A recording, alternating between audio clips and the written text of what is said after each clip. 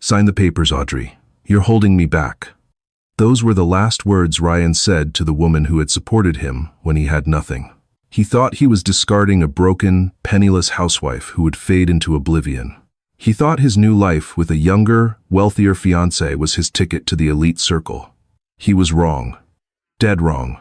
He didn't know that the powerless woman he just kicked out of their home was secretly the estranged heiress to the very empire he was begging to do business with. By the time he realized who she really was, it wasn't just his marriage that was over, it was his entire life. This is the story of how arrogance lost everything, and how silent power strikes the hardest. The rain in Seattle always felt like a warning, but on that Tuesday evening, Ryan Montgomery was too drunk on his own success to notice the storm brewing outside or the one sitting on his velvet beige sofa. He adjusted his silk tie in the hallway mirror, checking his reflection. At 38, Ryan looked the part of the rising tech mogul. Sharp jawline, bespoke suit, and eyes that had grown increasingly cold over the last 3 years. He walked into the living room where Audrey was folding laundry. It was a mundane sight, one that used to bring him comfort when he was a struggling coder working out of a garage. Now, it just irritated him. It looked common. Audrey looked up, her blue eyes tired. She was wearing a simple gray cardigan, her hair pulled back in a messy bun. She didn't look like the wives of his partners. She didn't look like Chloe, the director of marketing at his firm, who wore Louboutins and spoke 3 languages. "Leave it," Ryan said, his voice cutting through the quiet hum of the heater. Audrey paused, a shirt halfway folded. "You're home early. I was just going to start dinner. I bought those steaks you like." I said, "Leave it." Ryan walked over to the coffee table and tossed a thick manila envelope onto the glass surface. The sound it made, a heavy, decisive thud, echoed in the room. Audrey looked at the envelope, then up at him. She didn't reach for it. Her stillness was something Ryan had always mistaken for passivity. "What is this, Rick?" "It's freedom, Audrey, for both of us." He walked to the liquor cabinet and poured himself a scotch, not offering her any. He took a sip, grimacing as the amber liquid burned his throat. "I'm filing for divorce. Those are the papers. My lawyer drew them up this morning." The silence that followed was suffocating. Audrey didn't scream. She didn't cry. She just stared at him with an expression he couldn't quite place. It wasn't shock. It looked almost like disappointment. "Is it Chloe?" Audrey asked softly. Ryan scoffed, turning to face her. "Don't make this about another woman, Audrey. That's so petty. This is about us. Look at you. Look at me. We're on different planets." He gestured around the room, his arrogance swelling. "Montgomery Tech is about to go public. We are in talks for a merger with Sterling Global. Do you have any idea what that means? Silas Sterling is the ruthless Iron Wolf of Wall Street. If I pull this off, I'll be a billionaire before 40. "I know who Silas Sterling is," Audrey said, her voice barely a whisper. She looked down at her hands. "But what does that have to do with our marriage?" "Everything," Ryan exploded, slamming his glass down. "Image is everything in this world, Audrey. Silas Sterling doesn't do business with nobodies. He expects his partners to be power players. When I walk into a gala, I need a woman on my arm who can command the room, who brings connections, who looks like a queen. You're just a housewife. You're a relic of the life I'm trying to escape." He walked closer, looming over her. "I'm generous. The prenup says you get nothing if we divorce before 10 years, and our 10th anniversary is next week. But I'm giving you the apartment in the suburbs and a monthly stipend for a year. Sign it. Don't fight me, Audrey. You don't have the money for a lawyer who can beat mine." Audrey stood up slowly. She was shorter than him, but for a split second, Ryan felt like he was the one looking up. "You think I'm holding you back?" she asked, her voice steady. "You are an anchor, Audrey. I need a sail." Ryan checked his watch. "I have a dinner with the Sterling Global representatives in an hour. I want you gone by the time I get back. Take your clothes. Leave the jewelry. I bought it. It stays." Audrey looked at the man she had loved for a decade. The man she had nursed through pneumonia. The man whose debts she had quietly paid off in the early years, using her savings. She reached for the pen lying on the table. "You really want to do this, Ryan? You're sure you want to cut ties completely? Sign the damn papers, Audrey." She uncapped the pen. "Okay, but remember this moment, Ryan. Remember that you were the one who asked for this." She signed her name with a flourish, Audrey Holloway. She didn't use his last name. Ryan snatched the papers the moment she finished. Good. The locks will be changed tomorrow. Don't come back. He stormed out the door, his mind already on the champagne he'd pop with Chloe and the massive deal he was sure to land with Sterling Global. He didn't see Audrey walk to the window and watch his Porsche speed away. She didn't cry until the taillights disappeared. Then, she let out a single, shaky breath. She walked to the closet, pulled out a battered duffel bag, and packed only 3 things: a change of clothes, a framed photo of her late mother, and a small, locked wooden box she had kept hidden in the back of her sock drawer for 10 years. The apartment in the suburbs, Ryan had promised, turned out to be a lie. When Audrey arrived at the address listed in the settlement papers, a crumbling complex on the edge of the city, the landlord laughed in her face. "Mr. Montgomery canceled the lease an hour ago," the landlord said, chewing on a toothpick. Said he changed his mind about the charity case. "If you want the unit, it's $1,800 a month, first and last up front." Audrey stood in the rain, clutching her duffel bag. She checked her bank account on her phone. Access denied. He had frozen the joint accounts. She checked her personal credit card. Declined. He wasn't just leaving her. He was trying to destroy her. Ryan wanted to ensure she was so broken she could never crawl back to embarrass him. She spent that night in a 24-hour diner, nursing a single cup of coffee until the waitress gave her a pity refill. Audrey wasn't panic-stricken, though. She was calculating. For the next 3 days, Audrey tried to do things the normal way. She applied for administrative jobs. She had a degree in art history and business, but her resume had a 10-year gap labeled homemaker. On the 4th day, she got an interview at a boutique art gallery. The manager, a kind woman named Mrs. Higgins, seemed to love her. "You have an incredible eye, Audrey," Mrs. Higgins said, looking over the portfolio Audrey had hastily put together. "And you know the history of the Sterling collection better than anyone I've met. We'd love to have you." Audrey felt a spark of hope.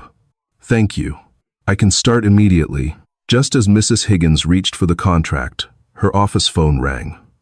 "Excuse me," she said, answering it. Audrey watched as the woman's face went pale. Mrs. Higgins looked at Audrey, then turned away, whispering hurriedly. "Yes, Mr. Montgomery. I understand. Yes, we rely on your tech firm for our security systems. I understand."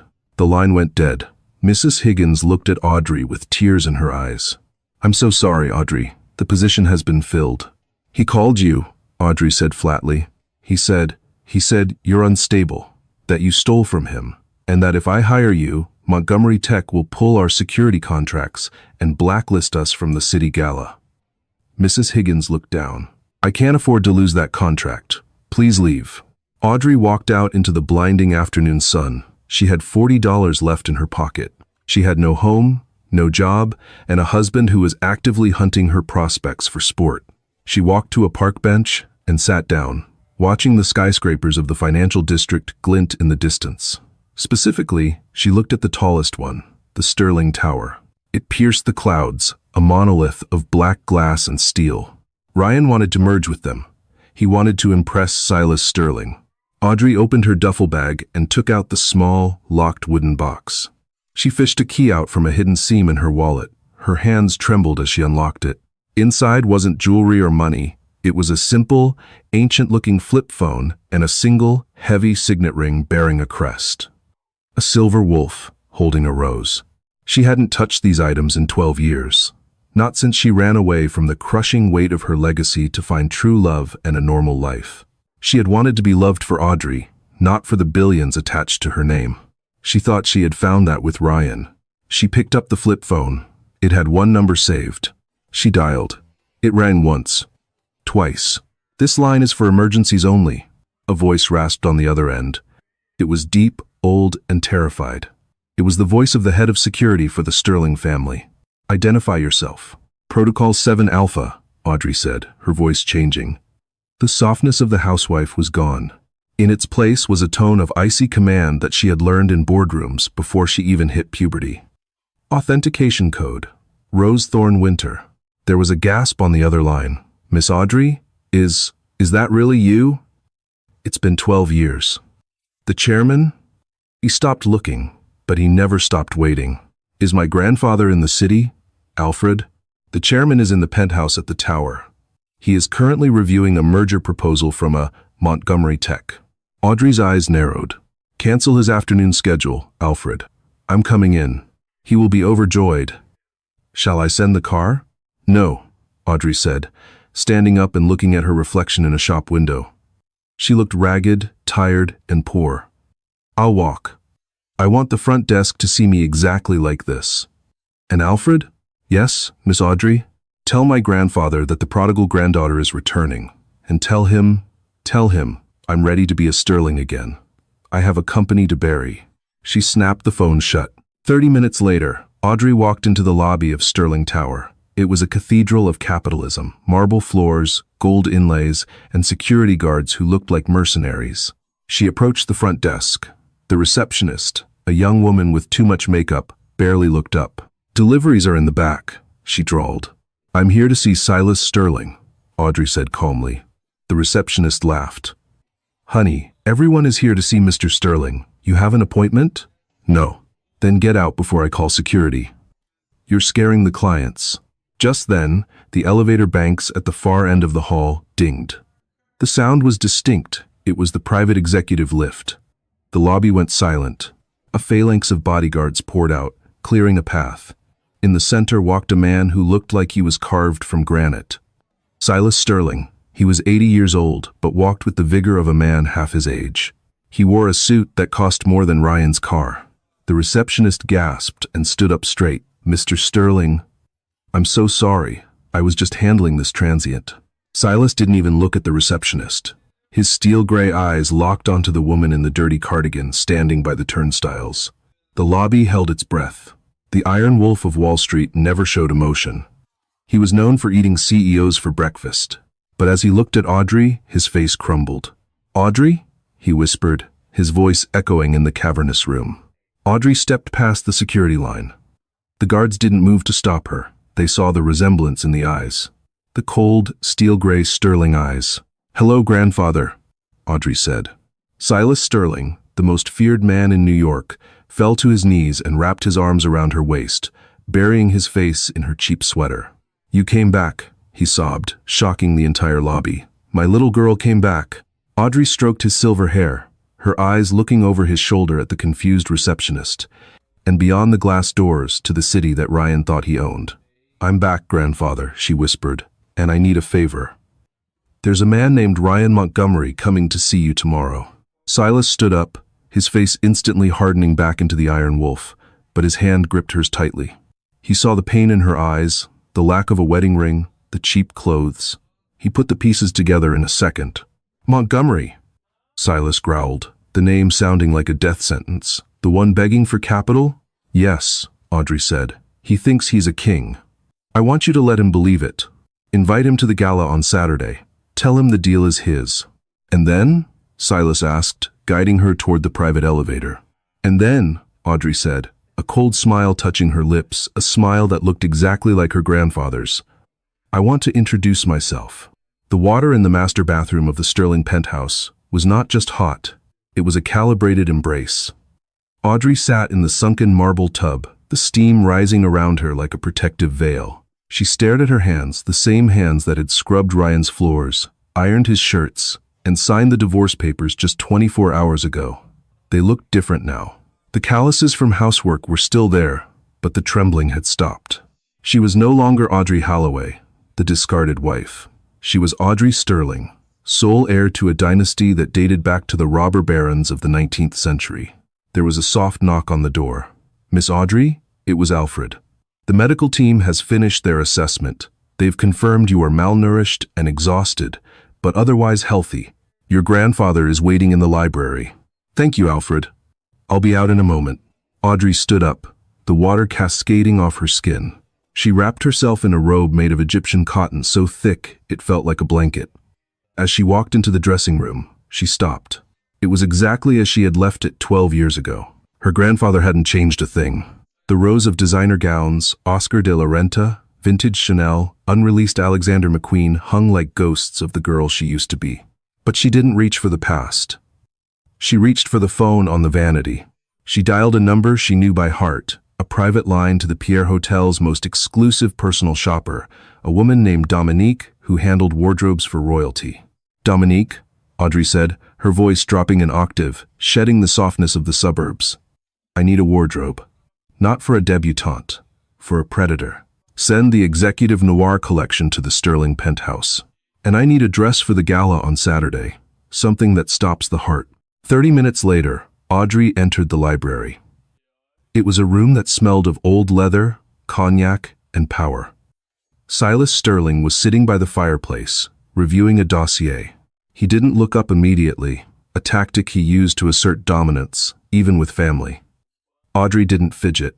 She walked to the wet bar, poured herself a glass of sparkling water, and sat in the wingback chair opposite him. Silas looked up, a gleam of approval in his eyes. "You didn't apologize for keeping me waiting." "I'm a Sterling," Audrey replied, taking a sip. "We don't apologize for taking the time we need." Silas closed the dossier. "I've had my analysts look into Montgomery Tech. Ryan is ambitious, but his financials are a house of cards. He's leveraged everything he owns, including the house you lived in on this merger. He needs Sterling Global's capital to pay off a bridge loan from Goldman Sachs that comes due in 3 weeks. If he doesn't get our signature, he defaults. He loses the company. He loses everything." Audrey stared at the fire. "He told me I was holding him back. He said he needed a power player. He threw me away because he thought I was a liability to landing you." "The irony is poetic," Silas murmured. "So, what is the play, Audrey? Do we reject the merger? Let him default?" "No," Audrey said, her voice cold and sharp. "That's too quick. Rejection allows him to blame bad luck. I want him to believe he's won. I want him to taste the champagne. I want him to stand on the precipice of his greatest victory, thinking he manipulated the great Silas Sterling." She leaned forward, the firelight dancing in her eyes. "Approve the preliminary merger, grandfather. Give him the term sheet. Make it generous. But add a clause, the character clause. Standard in high-level partnerships. It states that the CEO's personal life must be free of scandal, and that he must present a stable, family-oriented image to the board." Silas smiled, a slow, terrifying expression. "He just filed for divorce." "Exactly. He'll have to lie to you. He'll have to present his mistress, Chloe, as his respectable partner. He'll have to pretend he's a moral man, and when he stands on that stage at the gala on Saturday to announce the partnership, that is when I will introduce myself."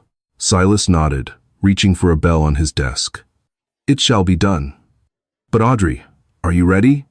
You've been living in the shadows for a decade.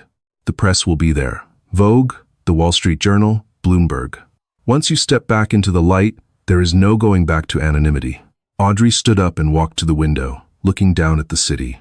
Somewhere down there, Ryan was likely celebrating with Chloe, laughing about how easy it was to get rid of his boring wife. "I don't want anonymity, grandfather," she said. "I want retribution."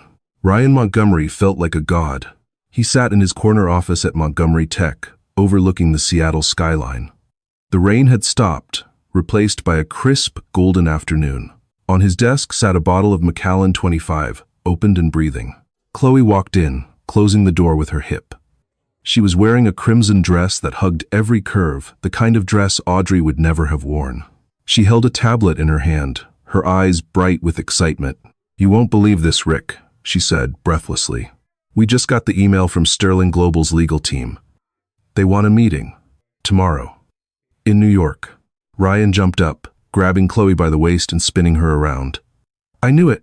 I told you." Dropping the dead weight was the key. Silas Sterling smells success, and he smells freedom. Chloe laughed, kissing him. "What about Audrey? Has she called?" "Not a peep," Ryan sneered, pouring 2 glasses of the scotch. "She's probably crying in a motel somewhere. Who cares? She's the past. You and I, Chloe, we're the future. Pack your bags. We're taking the private jet to Teterboro. We need to look the part." The next morning, New York City was a canyon of steel and noise. Ryan and Chloe arrived at the Sterling Tower with an entourage of 3 lawyers. Ryan had spent $5,000 on a new suit from Brioni for this meeting. He needed to look like he didn't need the money, even though his company was burning cash at a rate of $200,000 a day. They were escorted to the top floor. to the boardroom that was rumored to be where the American economy was steered. The table was mahogany, 50 feet long. At the head of it sat Silas Sterling. The room was freezing. That was the first thing Ryan noticed. The air conditioning was cranked down to an uncomfortable chill. It was a power move, keep the guests shivering while the host sits comfortable in wool. Silas didn't stand up when Ryan entered. He just gestured to the chair at the opposite end of the vast table. "Mr. Montgomery," Silas said. His voice was quiet, raspy, and carried absolute authority. "You've come a long way." "Mr. Sterling," Ryan said, putting on his best charming smile. "It's an honor. This is my director of marketing, Chloe Evans." Silas's eyes flicked to Chloe for a fraction of a second. It was a look of such utter dismissal that Chloe actually took a half step back. Silas didn't acknowledge her. He looked only at Ryan. "My analysts like your algorithm, Ryan," Silas said, skipping the pleasantries. "They say it could revolutionize logistics. But at Sterling Global, we don't invest in algorithms. We invest in men." Ryan nodded, sweating slightly despite the cold. "I understand completely, sir. I am fully dedicated to this company." "Are you?" Silas clasped his hands. "We are a traditional firm. We believe a man who cannot keep his own house in order cannot manage a billion-dollar merger. Stability, loyalty. These are the currencies I trade in." Ryan swallowed hard. "I couldn't agree more." "Good." Silas slid a black leather folder across the table. It slid effortlessly, stopping exactly at the edge of the table in front of Ryan. "These are the preliminary terms. We are prepared to inject $400 million into Montgomery Tech." Ryan's heart hammered against his ribs. 400 million. It was more than he had dreamed. It was salvation. It was the Billionaire Club. "However," Silas continued, leaning back, "there is a condition. The signing will take place publicly at the Sterling Foundation Gala this Saturday. It is the social event of the season. I expect you to be there, and I expect you to bring your wife." The room went silent. Ryan froze. Chloe, standing behind him, stiffened. "My wife?" Ryan stammered. "Yes," Silas said, his face a mask of polite confusion. "Audrey, isn't it? My vetting team tells me you've been married for 10 years. A decade of loyalty is rare these days. I want to meet the woman who stood by you while you built this. Bringing her shows character. It shows you value the long term. If you appear alone, or with temporary company, the board might get nervous about your commitment capabilities." Ryan's mind raced. If he told Silas he just filed for divorce, the stability argument would collapse. Silas would see him as chaotic, a man who cuts ties right before a big payday. He couldn't risk the deal. He had to lie. "Of course," Ryan lied, his voice cracking slightly. "Audrey, yes, she's looking forward to it." "Excellent." Silas smiled. It was the smile of a wolf watching a rabbit step into a snare. Saturday night. The Plaza Hotel. Black tie. "Don't disappoint me, Ryan." As Ryan and Chloe walked out of the building, the tension exploded. "What the hell was that?" Chloe hissed as they got into the waiting limousine. "You have to bring her? You just kicked her out." "I have to buy time," Ryan shouted, loosening his tie. "He wants a family man? I'll give him a family man. I'll call Audrey. I'll tell her. I don't know. I'll tell her we need to make an appearance for the sake of the company's stock. She's pathetic. She'll do it if I offer her more money in the settlement. And if she says no, she won't say no. She loves me. Or she did. I just need her for one night. Just one night to sign the papers. Then I'll drop her again." Ryan pulled out his phone and dialed Audrey's old number. "The number you have dialed is no longer in service." Ryan stared at the phone. She changed her number. "So what do we do?" Chloe screeched. Ryan looked at Chloe. She was beautiful, yes, blonde, tall, from a distance, in a crowded ballroom. "He doesn't know what Audrey looks like," Ryan muttered, a plan forming in his desperate mind. "He's an 80-year-old man who lives in a tower. He's seen a name on a piece of paper. He hasn't met her." He looked at Chloe, his eyes manic. "You're going to be Audrey." "What?" "For one night. You're going to be Audrey Montgomery. We'll dye your hair brown. Wear modest clothes. Less makeup. You walk in, smile, shake his hand, I sign the deal, and we leave. By the time they realize, the check will have cleared." Chloe hesitated, then smiled slowly. "I get to be the billionaire's wife? I like the sound of that." High above them, On the top floor of the Sterling Tower, Silas and Audrey stood watching the limousine pull away on a large security monitor. "He tried to call," Audrey said, looking at the blocked call log on her old phone, which she had reactivated just to monitor him. "And now he's plotting. He will try to pass the mistress off as you," Silas predicted. "It is the desperate move of a desperate man." Audrey turned away from the screen. She was wearing a new outfit, a structured blazer by Saint Laurent and tailored trousers. She looked like a CEO. "Let him try," Audrey said. "I've already spoken to the event coordinator at the plaza. The lighting, the music, the seating chart, it's all set for the reveal. He wants a show? I'm going to give him a tragedy." "And the dress?" Silas asked. "It arrived an hour ago," Audrey said, her voice devoid of warmth. "It's perfect. It's the color of a bruise. When I walk into that ballroom, Ryan won't just see his ex-wife. He'll see the executioner." Saturday arrived with a sky the color of slate, a heavy, oppressive gray that hung low over Manhattan. Inside the penthouse suite of the Street, Regis, where Ryan had set up his temporary headquarters to prepare for the gala, the atmosphere was toxic. "I look like a librarian," Chloe spat, staring at her reflection in the full-length gilded mirror. Ryan stood behind her, his hands gripping her shoulders tight enough to bruise. The transformation was drastic. Chloe's signature platinum blonde hair, her pride and joy, had been dyed a flat, mousy brown the night before. It was pulled back into a severe, low chignon, the exact hairstyle Audrey used to wear when she was cleaning the house. The dress Ryan had forced her into was a conservative, high-necked gown in a dull navy blue. It wasn't designer. It was off the rack from a department store, intended to mimic Audrey's frugal, invisible aesthetic. "You look respectable," Ryan corrected, his voice tight. "You look like a wife who supports her husband and doesn't ask questions." "I hate it," Chloe muttered, picking at a loose thread on the sleeve. "And I hate that we have to do this. Why can't we just tell him she's sick?" "Because Silas Sterling doesn't do business with people who make excuses," Ryan snapped, checking his watch for the 10th time. He adjusted his own tuxedo, a velvet Tom Ford jacket that screamed new money. "He wants to see the partnership. He wants to see the woman who grounded me. Tonight you are Audrey. You smile, you nod, and if anyone asks about your background, you talk about baking and charity. Keep it vague. And if he asks about the past, he won't. He's an old man interested in numbers, not your childhood. Just get through the dinner. Once the papers are signed at 9 p.m., we leave. We fly to Paris tomorrow, and you can dye your hair pink for all I care." Ryan poured himself a stiff drink. His hand was shaking slightly. He told himself it was excitement, but deep down, a cold current of dread was winding through his gut. It was the feeling of a gambler pushing his last chip into the pot, praying the house wouldn't notice the ace up his sleeve. 3 miles away, in the master dressing room of the Sterling penthouse, the atmosphere was funereal, yet electric. Audrey stood on a pedestal, while 3 seamstresses made the final adjustments to her gown. It was a masterpiece of revenge. The dress was not the color of a bruise in a literal sense, but in a spiritual one, a deep, violent violet that shifted to black under the light, made of heavy silk velvet. It was strapless, exposing the elegant line of her neck and shoulders, structured with a corset that gave her the silhouette of a weapon. There was no modesty here, no housewife energy. Dominique, the personal shopper, stepped back, her hands clasped. "It is formidable, madame." Audrey looked in the mirror.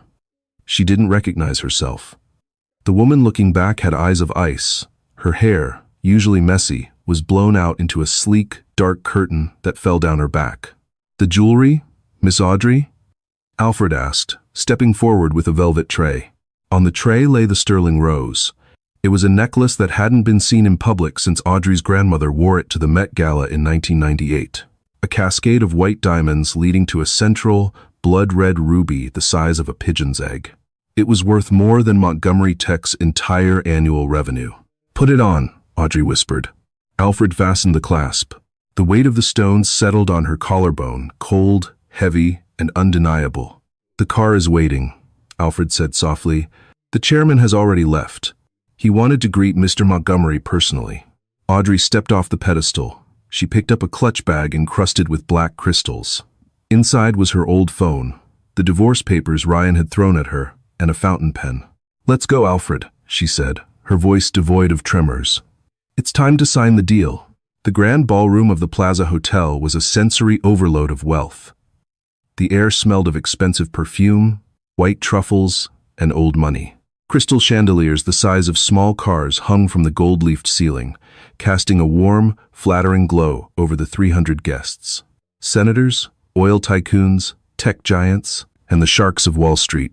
Ryan and Chloe arrived at 7:15 p.m. As they stepped out of the limousine, the flashbulbs erupted. "Mr. Montgomery, over here. Is the merger happening tonight? Who are you wearing?" Ryan smiled, his veneer of confidence firmly in place.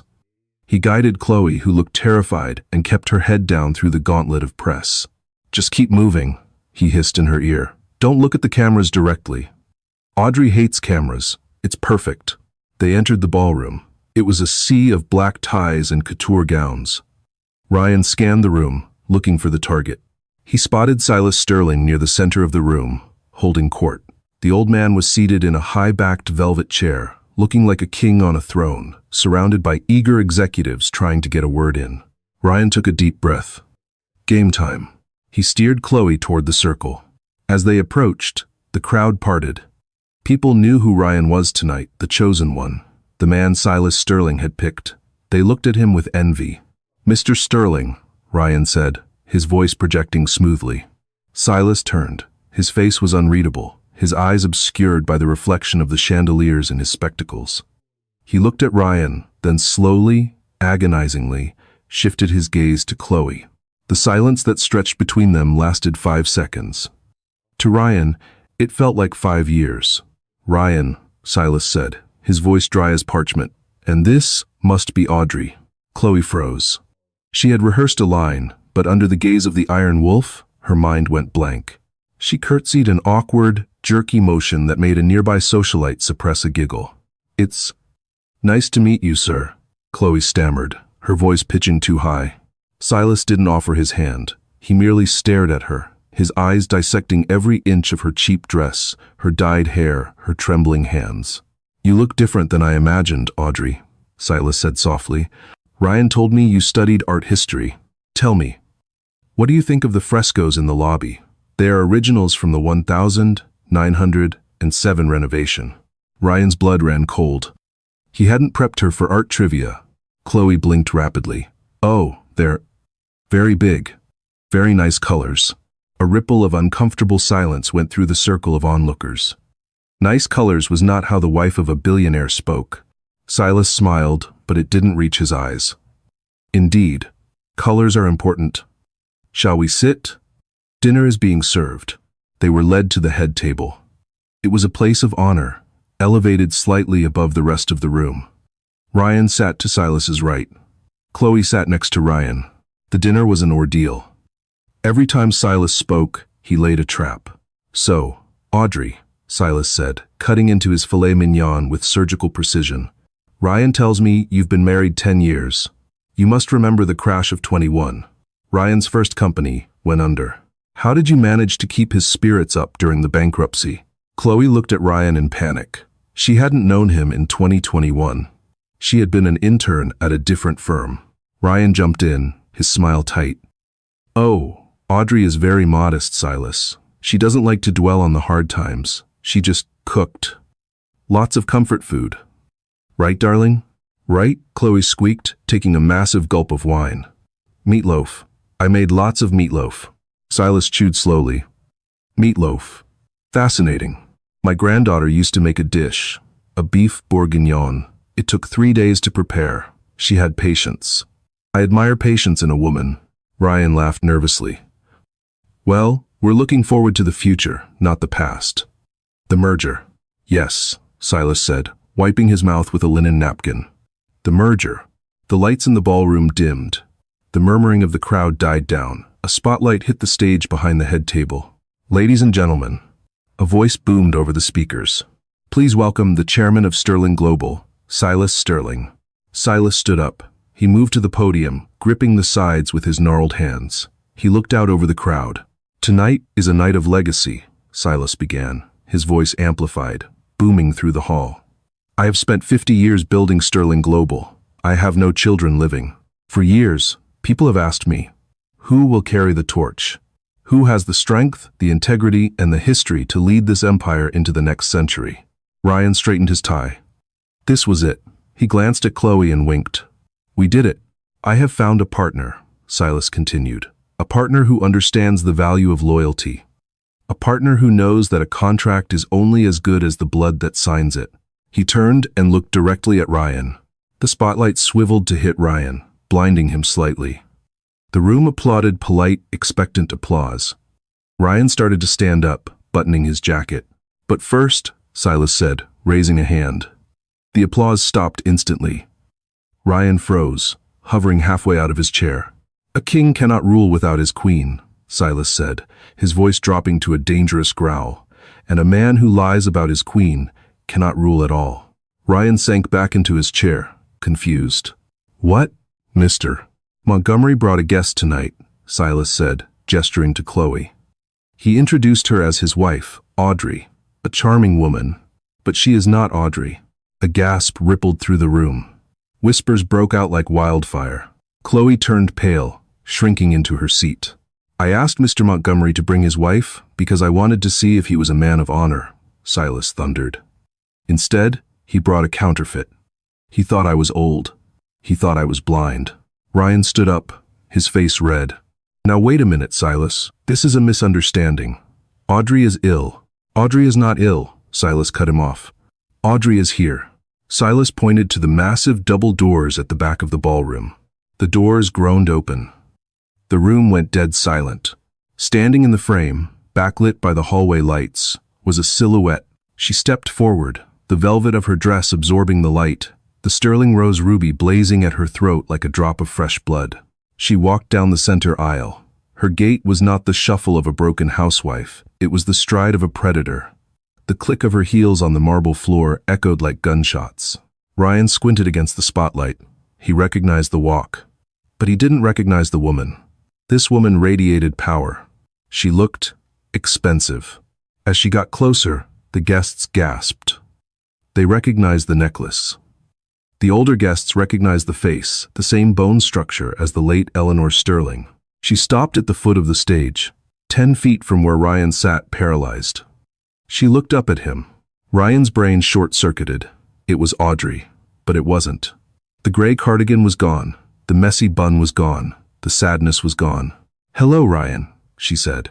Her voice was amplified by a small lapel microphone she was wearing, carrying clearly to every corner of the room. Audrey? Ryan whispered, his voice trembling. What? Where did you get that dress? Who gave you that necklace? Audrey smiled. It was the terrifying smile of the wolf. You told me I was holding you back, she said, her voice smooth and deadly. You told me you needed a power player. You told me you needed someone who could sit at Silas Sterling's table. She walked up the stairs to the stage, standing next to her grandfather. Silas put an arm around her, beaming with pride. Ladies and gentlemen, Silas announced, his voice ringing with triumph. I would like to introduce you to the majority shareholder of Sterling Global, the heir to the trust. My granddaughter, Audrey Sterling. The room exploded. Ryan fell back into his chair as if he had been shot. The air left his lungs. Granddaughter? He looked at the woman he had treated like a servant for 10 years. The woman he had given a monthly allowance. The woman whose laundry he had criticized. She owned the company he was begging for money. Audrey looked down at him, her eyes boring into his soul. You wanted a merger, Ryan? You wanted to be in business with the Sterlings? She reached into her clutch and pulled out the manila envelope, the divorce papers. She tossed them onto the table in front of him. They landed in his half-eaten soup. Request denied. The silence in the grand ballroom was heavier than the crystal chandeliers overhead. For Ryan Montgomery, the world had narrowed down to a single, suffocating point. The woman standing on the stage. He tried to speak, but his throat was dry, constricted by a panic so primal it felt like a physical blow. The cameras were still flashing pop, pop, pop, capturing his disintegration in high definition. Audrey, he finally choked out, stumbling forward. He ignored the gasps of the elite crowd. He ignored Silas Sterling's look of utter contempt. He only saw the lifeline he had foolishly severed. Audrey, please. Let's go somewhere private. We need to talk. Audrey didn't move. She stood atop the stairs, looking down at him with the detached curiosity of a scientist observing a specimen under a microscope. "There is nothing private left between us, Ryan," she said, her voice amplified and steady. "You made sure of that when you kicked me out of our home. You wanted the world to know you were moving on. Well, the world is watching." Ryan wiped sweat from his forehead. He looked at Chloe, hoping for backup, for some kind of support, but Chloe was already inching away. She had seen the way the Sterlings looked at Ryan. She smelled the death of his career, and she was a survivor. She slipped into the crowd, disappearing behind a row of tuxedoed bankers, leaving him completely alone. "I didn't know," Ryan pleaded, his voice cracking.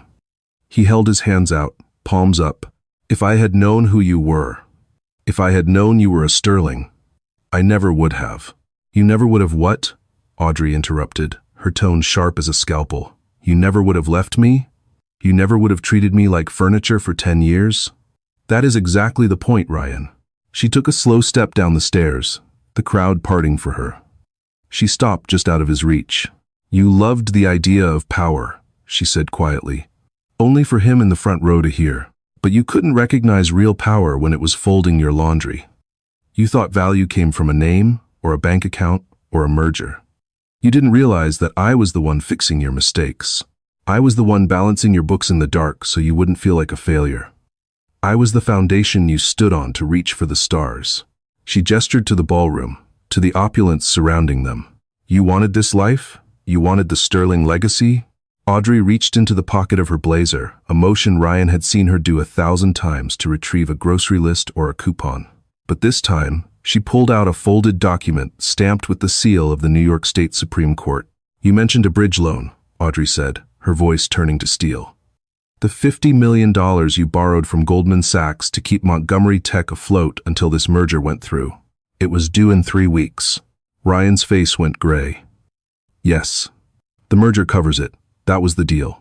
"There is no merger," Silas Sterling's voice boomed from the stage. "Sterling Global has formally withdrawn its offer." Ryan felt his knees buckle. Then I'll get an extension. I'll go to another bank." "You can't," Audrey said. She unfolded the document. "Because Goldman Sachs sold the debt this morning to a private holding company called Rose and Thorn LLC. Ryan blinked, confusion warring with terror. Who is Rose and Thorn?" Audrey tapped the ruby necklace at her throat, the sterling rose. I bought your debt, Ryan. I own every cent you owe. And unlike the bank, I'm not interested in an extension." She dropped the document onto the floor next to the divorce papers. "I'm calling the loan. Immediately. You have 24 hours to pay $50 million, or I foreclose on Montgomery Tech. I will strip it for parts.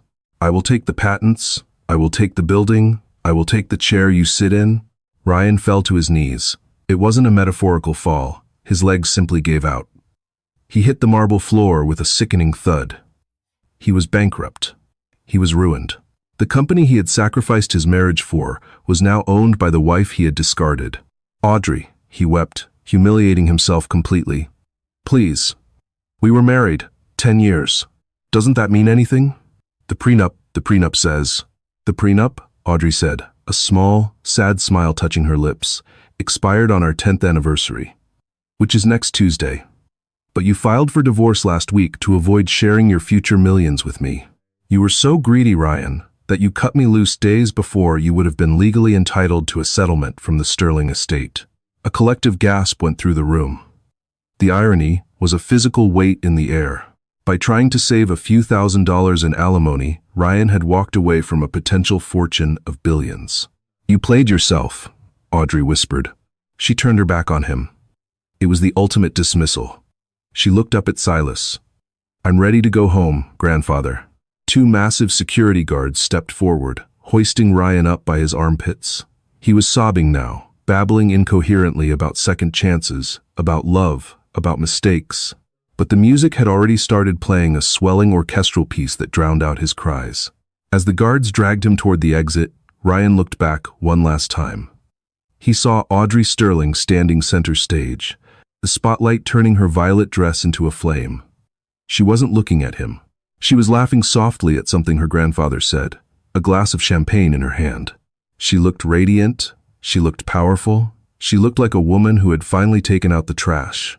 Ryan was thrown out the back entrance of the Plaza Hotel into the cold New York night. It had started to rain again. He stood in the alley, his tuxedo soaked, his shoes ruined in a puddle. He checked his phone. No messages from Chloe. No messages from his board. Just a notification from his bank. Account frozen. He looked up at the penthouse windows, glowing warmly against the dark sky. He had been there. He had held the world in his hands. And he had thrown it away because he forgot the most important rule of all. Never underestimate the person who holds you up, or they might just let you drop.